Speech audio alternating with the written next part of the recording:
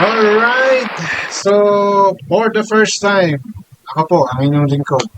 First time ko pong makita talaga na nasa vlog, na nasubaybay ako, napanood ko talaga, yung si Beyonce.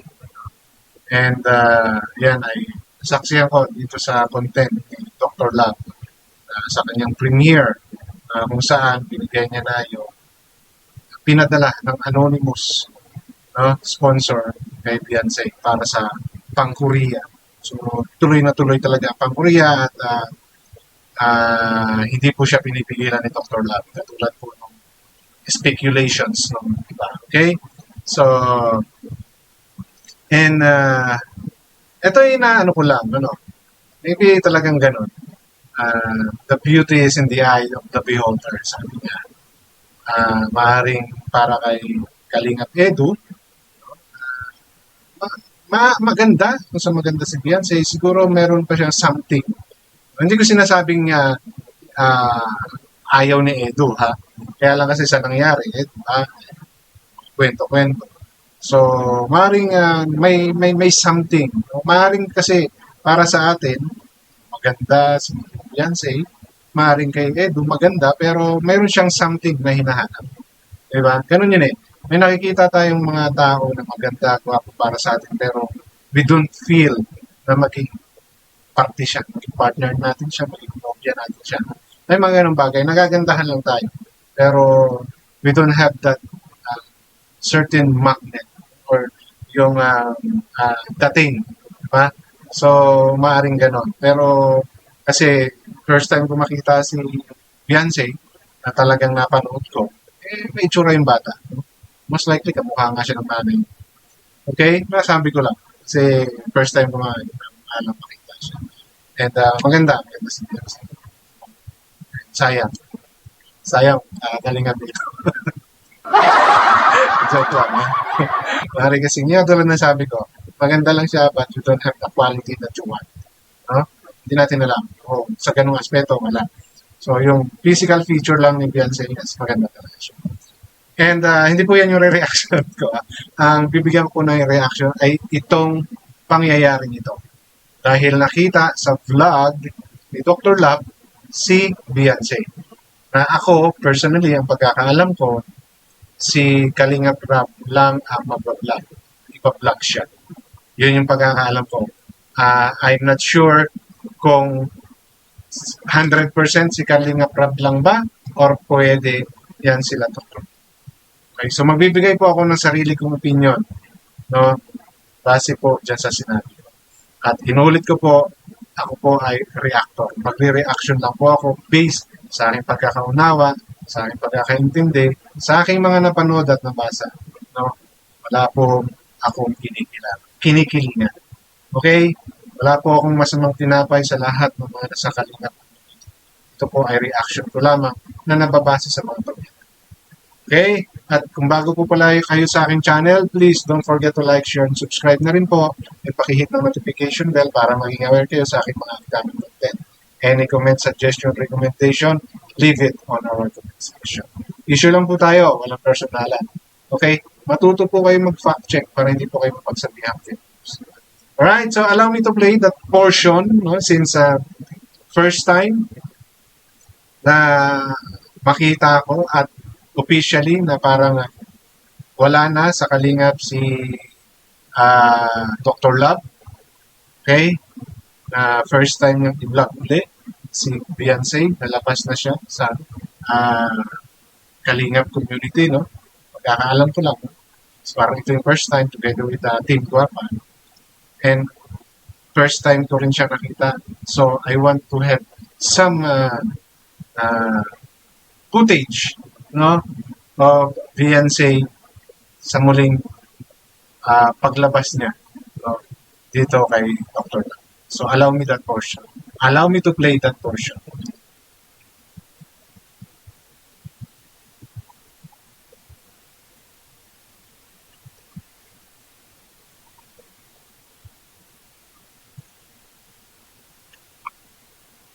Yan. Ito ka na lang. Yan, brown out. May grasya ka na nagmumula sa yung ano.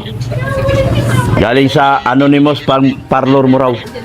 Anonymous parlor mo raw. Para sa Korea. Ay, Yan. wow, thank you. Sa anonymous ha. Sa anonymous sponsor. Huwag na lang daw siya pangalanan kasi nahiya siya. Anonymous na lang daw. Yan. Magkano ba ito? 5,000. Yan o.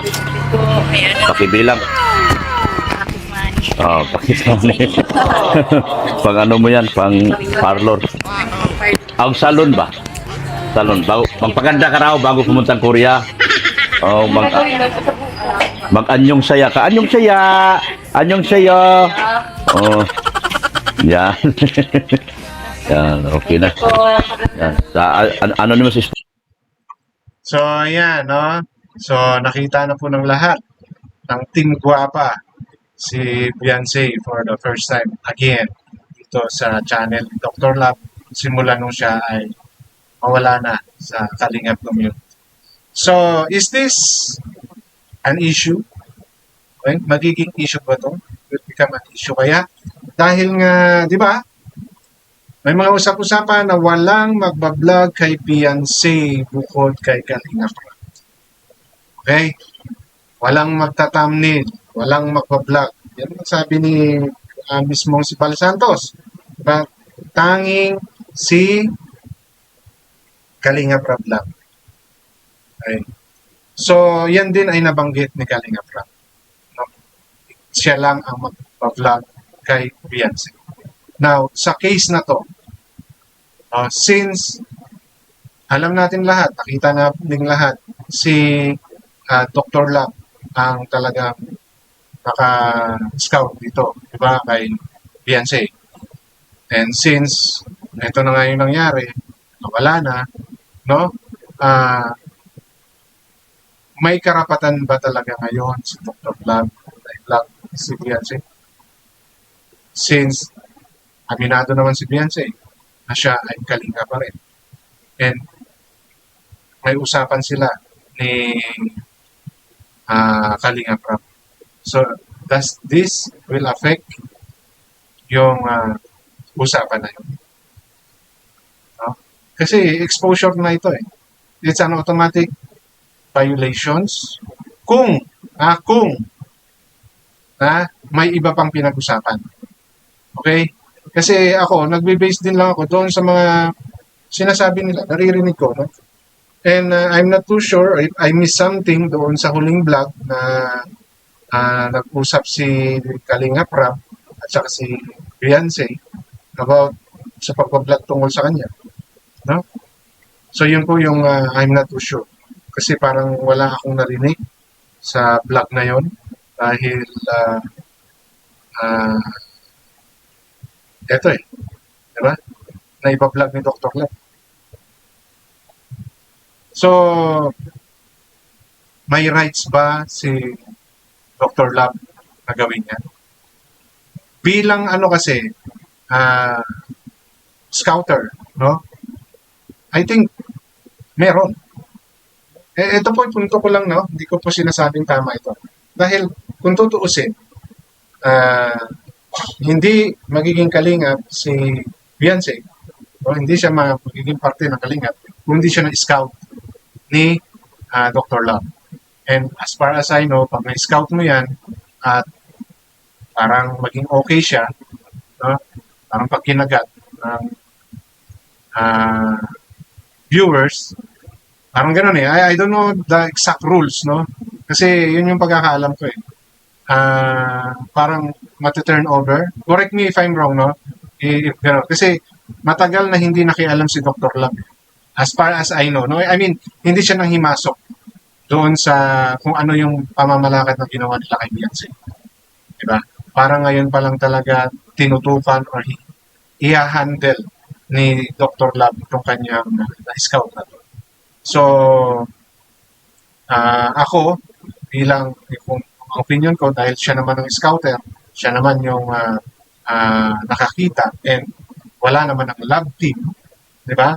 At papaano ang vlog na gagawin ngayon ni Kalinga Prab, di ba? Kasi love team yung kay Kalinga Prab eh. Eh ngayon wala na siyang ka-love team, baka ano? Di ba? So I'm not too sure if ang usapan ba ay hanggang love team lang. No? So yun yung question ko ngayon. Paano iba-vlog ni Kalinga Prab si Beyonce since wala na siyang ka-love team? Ano yung magiging niche?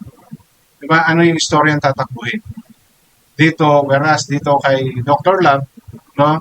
Yes, ginagamit si Beyonce for his blog or his charity, diba? Para tumulong. Diba? So, involved doon si Beyonce. Now, bakit hindi natin nakikitang sumasama si Beyonce sa mga pinupuntahang charity mission ni Dr. Love? That one, I'm not too sure. Kasi nakita natin pumunta si Dr. Love doon sa simbahan na kanilang tutulungan. Di ba? But only Dr. Love. Pero katulong ang Team Guapa, which we all know supports Beyonce. Di ba? So, magcha-charity vlog pa si Beyonce? So, ako medyo nalalabuan ako sa party na yun. O kaya gusto ko ring i-vlog ito.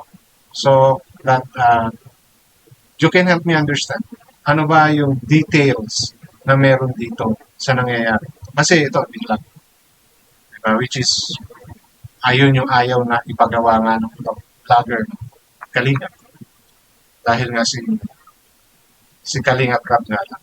Eh kaya lang ito nakita natin sa upload ni Dr. Love. So, may ding sabihin na matigas yung ulo ni Dr. Love.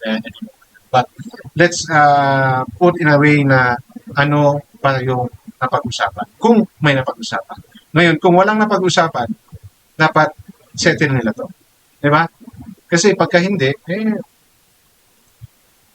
kumbaga magiging issue to, magiging cost ito para magtalo-talo uli yung vlogger within that Kalinga community. Ako, yun lang yung akin. Yun yung parang pinaka-question ko actually.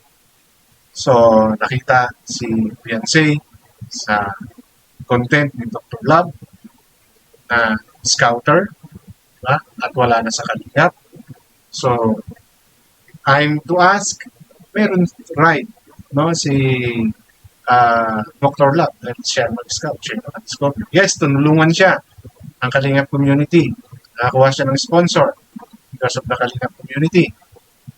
But in return, di ba, they both gain sa nangyari yun.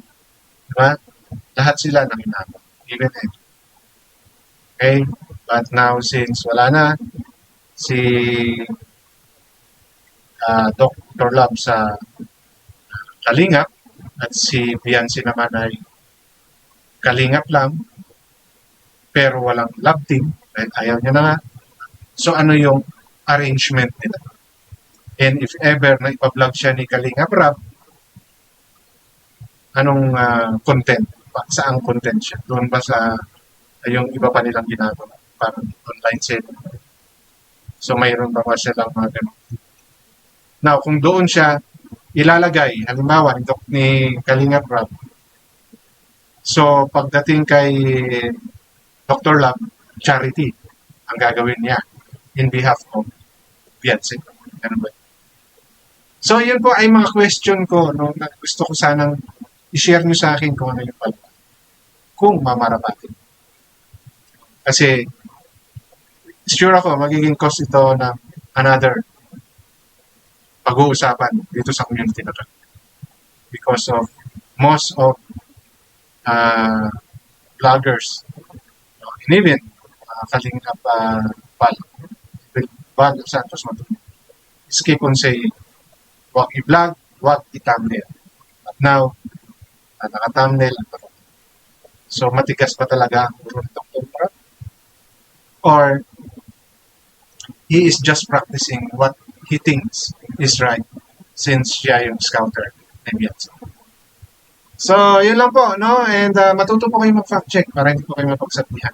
Fake news. And issue lang po tayo. Walang personal. Kaya dito lamang, maraming salamat.